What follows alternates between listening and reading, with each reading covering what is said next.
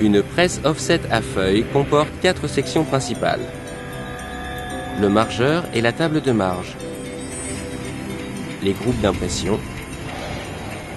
La recette. Et le pupitre de contrôle. Après chargement de la palette de papier dans la presse, le margeur et la table de marge assurent la séparation et l'introduction du papier, feuille par feuille, dans la presse, selon un positionnement précis et constant. Chaque groupe d'impression imprime une seule couleur sur une seule face de la feuille de papier. Cette presse comporte 10 groupes d'impression, répartis en 2 jeux de 5 unités assurant exactement la même fonction, ce qui permet une impression recto-verso simultanée de la feuille, en un seul passage dans la presse. Un cylindre de retournement, situé entre les 5 premiers groupes d'impression et les seconds, fait basculer la feuille de papier de sorte que le verso se retrouve au-dessus. Après leur passage dans les différents groupes d'impression, les feuilles de papier imprimées sont empilées par le système de réception sur le plateau de la recette. En cours de tirage, le conducteur prélève des feuilles imprimées et les examine sur la table de contrôle.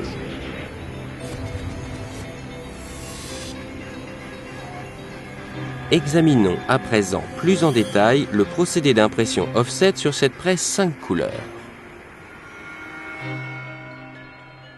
Avant de pouvoir lancer le tirage, les plaques doivent être calées dans les groupes d'impression. Cette opération requiert un soin extrême, dans la mesure où la moindre petite éraflure sur une plaque apparaîtra sur l'image imprimée.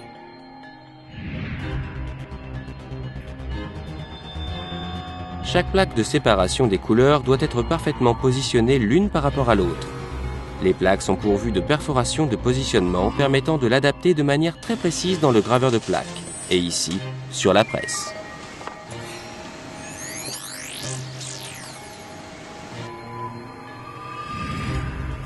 La plaque est automatiquement positionnée sur le cylindre porte-plaque, sous la pression du cylindre porte-blanchet.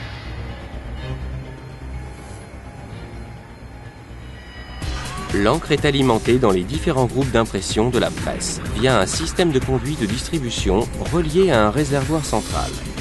Les encres à base d'huile végétale actuellement utilisées dans l'imprimerie respectent l'environnement et contiennent uniquement des solvants biologiques, contrairement aux huiles minérales que l'on retrouve dans les encres traditionnelles. L'encre est alimentée dans les 4 premiers groupes d'impression couleur, dans l'ordre suivant. Noir, cyan, magenta et jaune. Des couleurs d'accompagnement et des vernis peuvent être mis manuellement dans le 5e groupe d'impression.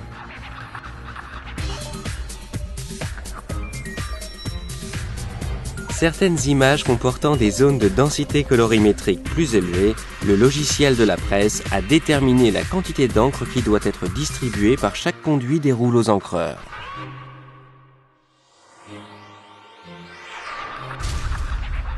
Le groupe d'impression ajuste cette quantité automatiquement pour chaque couleur. Le tirage peut maintenant commencer. La palette de papier est chargée dans la presse et soigneusement alignée par rapport au margeur.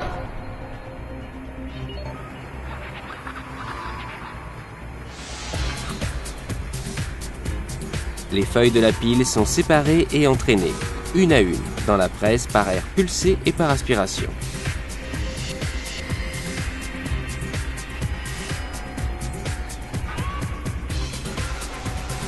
Des détecteurs de double feuille mesurent l'épaisseur d'une feuille et lorsque 2 feuilles ont été aspirées en même temps, l'alimentation est automatiquement interrompue de manière à éviter tout bourrage papier. Des taquets de front garantissent le positionnement approprié et constant de chaque feuille en entrée de presse. De même, des rectificateurs latéraux positionnent chaque feuille exactement pour obtenir un repérage parfait. Ensuite, des pinces, sorte de doigts métalliques, entraînent la feuille vers le premier groupe d'impression. Un second jeu de pinces que l'on voit ici en mode de réglage alimente la presse en feuilles, et l'image quadrichrome s'imprime progressivement sur le papier.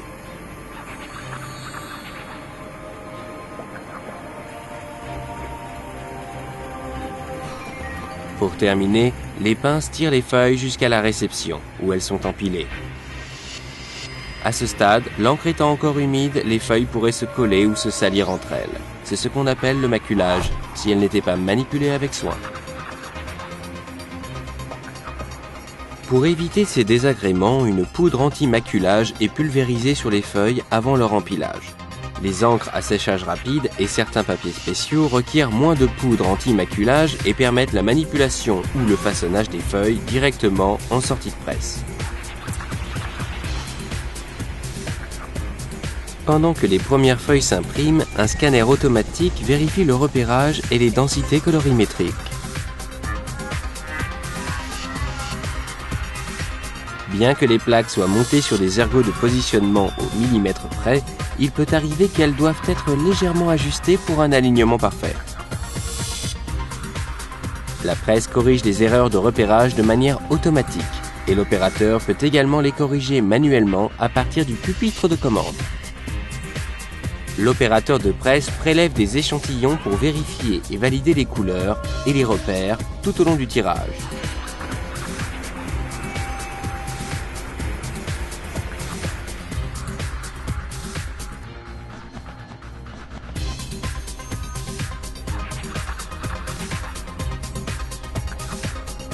La dernière étape du tirage consiste à assembler les feuilles, à les relier et à les couper aux dimensions requises.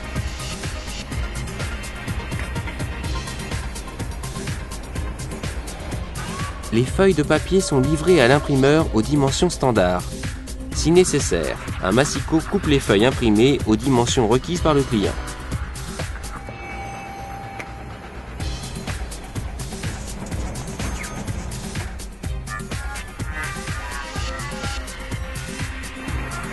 Les livres et les magazines sont pliés par cahier au format DIN A4, que l'on appelle signature.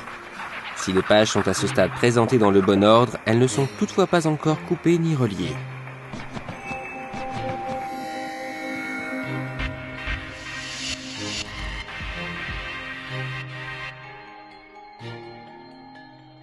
L'assembleuse piqueuse réunit les différents cahiers dans l'ordre avec la couverture. Chaque jeu de pages assemblé est ensuite piqué ou agrafé, puis coupé aux dimensions de l'ouvrage fini.